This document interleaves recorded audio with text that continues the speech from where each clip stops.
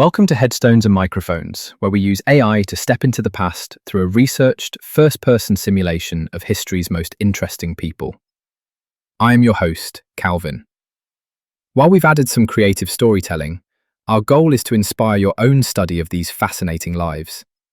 Now, let's meet our guest. For those who may somehow not know who you are, who are you? I am W.E.B. Du Bois. I have spent my life as a scholar, a sociologist, an author, and a steadfast advocate for the rights of my people. I suppose you might remember me as a founding voice of the NAACP, someone who believed deeply that education and agitation were the keys to progress. When and where were you born? I was born on February 23, 1868, in the quiet small town of Great Barrington, Massachusetts. What was your given name at birth? My full name at birth was William Edward Burghardt Du Bois. Is there a story behind your birth name? It is a reflection of my heritage. My mother was Mary Sylvina Burghardt, and she belonged to a family with deep roots in Great Barrington that trace back to the time of the American Revolution. My father, Alfred, brought the name Du Bois, which carried hints of my French Huguenot and Dutch ancestry, though he left our family quite early on. What was your hometown like growing up? Great Barrington was a small New England hamlet. It was a place where I was one of very few black residents, but it was largely a comfortable, stable childhood. I attended local schools and played with the neighborhood children, though even in such a setting I began to realize that being black meant I lived in a world apart from my white neighbors. What was your family life like? My mother raised me, and I was blessed to be part of a supportive extended family and community. My mother's side, the Burghardts, were proud of their status as landowners and their long history in the area. It provided a sense of belonging, even if the wider society reminded us daily of the color line. What kind of kid were you? I was, by and large, a student. I was more interested in my books and my writing than in sports or games. Though I did enjoy time with my friends, I excelled in school, and my teachers were quick to notice that I had a mind that wanted to wander through history and philosophy. What were your biggest fears growing up? My fears were not of shadows or monsters, but of stagnation. I had a great desire to prove myself, to show that a young black man from a small town could achieve everything that was said to be beyond our reach. The fear was that the opportunities I saw might remain forever just out of grasp. What did you dream of becoming as a child? I dreamed of being an intellectual, a leader, and a man of letters. I knew early on that I wanted to get a degree from Harvard.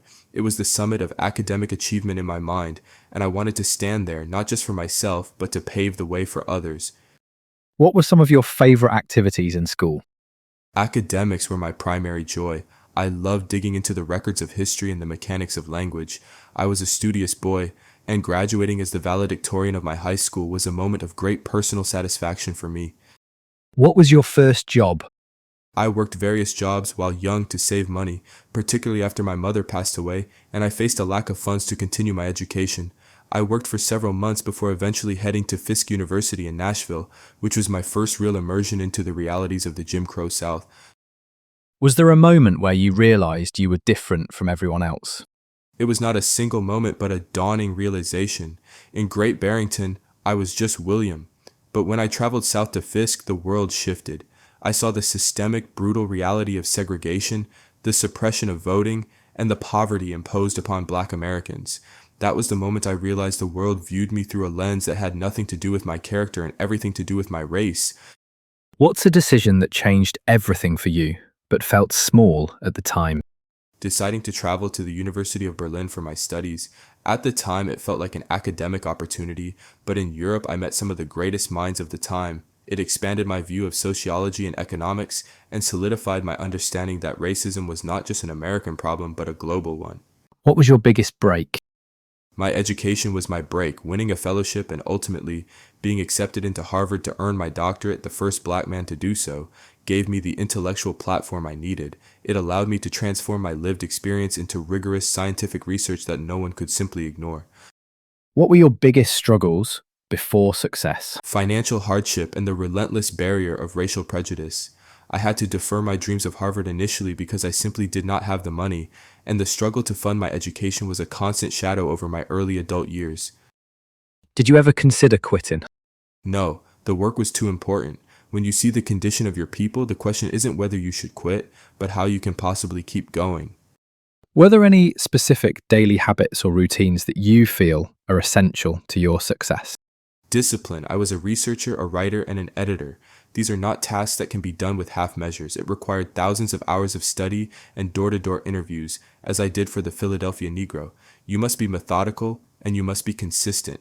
What job would you have had if fame never happened? I would have been a teacher. I believe deeply in the importance of education, and there is no more noble calling than shaping the minds of the next generation. What was your life like before fame? It was a life of quiet academic pursuit. I was a young man focused on learning, observing, and trying to understand the social forces that shaped the lives of Black Americans. I spent years in the classroom and in the libraries before I became a public figure. How did relationships change after success? They became more complex. When you step into the role of a leader and a protester, you inevitably draw both allies and detractors. Some relationships were strained by the radicalism of my ideas, while others were strengthened by the shared commitment to the struggle. Did fame bring happiness? Fame is a tool, not a destination. It brought me a platform, and that gave me the capacity to advocate for the rights of my people. Happiness, for me, was found in the work itself and in seeing the seeds of progress begin to take root. What was the downside of becoming famous? The constant, unrelenting nature of being a public target. You are attacked for your ideas, for your associations, and for your refusal to conform. It takes a toll on your privacy and your peace of mind. What misconceptions did people have about you? Many thought I was purely an elitist because of my focus on the talented 10th, but my goal was never to elevate a few above the many. It was to ensure that we had a leadership class capable of fighting for the rights of all Black people. I believed education was a tool for the masses, even if I advocated for the rigorous training of leaders. What was your darkest moment? Losing my son, Berghart. He died in Atlanta when he was only 2 years old. That was a profound, irredeemable loss. It shattered my heart, and I spent a long time wrestling with the injustice of a world where better medical facilities were denied to us, which might have saved him. What past regrets did you carry that you spoke about? I always wished that the movement could have moved faster, that we could have secured the rights and dignity of Black people sooner. The pace of change was always slower than the urgency of the need. What's something people misunderstood about your life? My evolution, my views were not static, they changed as the world changed. I moved from liberalism to socialism, and my commitment to Pan-Africanism grew as I realized the struggle for freedom was not contained within the borders of one nation. People often wanted me to remain the same man I was in 1903, but history is not a static thing. Tell me about a time when everything went wrong and how did you handle it? The period in 1951 when I was charged as an agent of a foreign power. It was a direct attempt by the government to discredit me and silence my advocacy for peace. I fought it, I went to trial, and I was acquitted. I handled it by refusing to be intimidated, even though the experience left me feeling that I could no longer find a home in the United States. Did fame and fortune change your life? They changed my influence, but they did not change my mission. I lived a life of intellectual service, not one of material luxury. What personal battles were you fighting privately? The battle of sustaining belief in a world that often seemed designed to crush the spirit. It is easy to be an activist, but it is hard to remain an optimist. I had to fight my own cynicism every single day. Who had the biggest influence on your life? My mother for instilling in me a sense of self-worth, and my early teachers who recognized my potential and encouraged me to seek it. Later, scholars like Max Weber in Germany helped sharpen my sociological lens. What was life like in your final years? I found a sense of peace in Ghana. I was welcome there, and in my 90s, I felt I had finally found a place where I could reflect on the long arc of my work. I was surrounded by friends in a community that understood my lifelong commitment to Africa and its people. What were you working on in your career before you passed away? I was working on the Encyclopedia Africana, a massive project to document the history and culture of the African diaspora. It was a project I felt was essential for the true understanding of our history. When and where and how did you pass away, and how old were you? I passed away in Accra, Ghana on August 27, 1963. I was 95 years old. I died in my sleep, a peaceful end to a long and restless life. What's a random fact about you most people have never heard? I was taught by the great philosopher William James at Harvard. He had a profound effect on how I structured my thoughts and understood the human condition. What's the craziest rumor ever told about you? There were always rumors that I was a radical, that I was a pawn of this government or that one. When you challenge the power structure, the rumor mill is your constant companion. I rarely paid them any mind. What was your most unique habit? I was a rigorous note taker. I kept detailed records of everything. If you wanted to understand the social conditions of a city, I didn't just speculate. I walked the streets and talked to the people. What was your favorite food? I enjoyed the simple, hearty food of the New England of my youth, though my travels took me all over the world, allowing me to enjoy a variety of cuisines. I was never a man of excess, so simple fare suited me best. Did you have a favorite restaurant? I was always more at home in a library or a study than a restaurant. My favorite place was anywhere I could read or write in peace. What was your favorite book? That is impossible to answer as I live my life surrounded by them, but I always return to the works that explored the soul, history, and the struggle for human dignity. Did you have any known rivalries? Yes, with Booker T. Washington, we had fundamentally different visions for the progress of Black Americans. I felt his philosophy of accommodation and gradualism was a surrender of our dignity and our rights, and I fought that position for the sake of our future. Tell us a story nobody talks about. During the time I was gathering data for the Philadelphia Negro, I walked every street of the 7th Ward. I was not just a professor in a tower. I was a man on the pavement counting heads and asking questions. I saw the humanity of those people in a way the census never could. That work was deeply personal, and it was the basis of everything I did afterward. What's your funniest behind-the-scenes moment? I wasn't known for my humor in the public eye, but among my close circle I had a dry wit. I recalled debates with fellow scholars where the intellectual fire was so intense we would forget to eat for hours, only to realize we were laughing at the absurdity of our own seriousness. Did you ever prank someone?